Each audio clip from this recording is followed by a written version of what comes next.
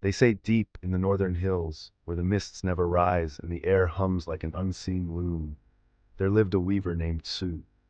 Her hands were blessed by the spirits. Each thread she touched shimmered like rainlight, and every robe she made sold before dawn. People whispered that her talent came from devotion, but her neighbors knew another truth. Sue never slept.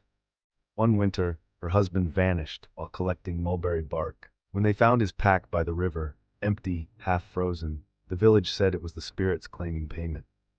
Sue only smiled faintly and returned to her loom that night.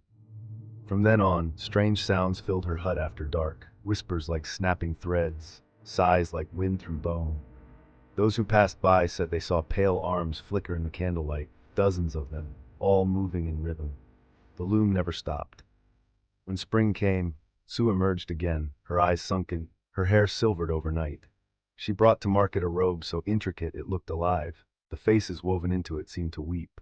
A trader asked what the design meant. Sue murmured, "They are waiting for warmth."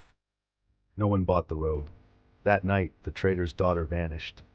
At dawn, the robe's weeping faces had multiplied by one. The village elder went to Sue's house.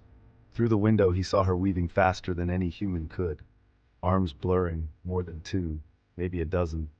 Her loom moaned under the strain, and the fabric trembled like flesh. He shouted her name. She turned, smiling. Her face was streaked with red thread, as if it had been sewn into her skin. "The spirits help me now," she said. "They missed their loved ones too." When the elder entered, he found no woman, only the loom. It worked by itself, a storm of hands moving through the air. The threads hissed and tightened, twisting into something that screamed before being flattened into silk. He burned the hut, but the wind carried the ashes across the hills. Since then, every Hmong village keeps a single empty loom in its weaving hall. No one dares use it after sunset. Sometimes when the night wind turns cold, villagers hear the faint tapping of a shuttle in the dark. Too many hands, too fast to count. If you listen closely, you can hear the voices woven into the threads, whispering in pain. "Pull tighter, finish the pattern, she's almost free." And in the morning, when someone finds a scrap of unfamiliar fabric tangled on their doorstep, soft, trembling, and wet, they bury it at once.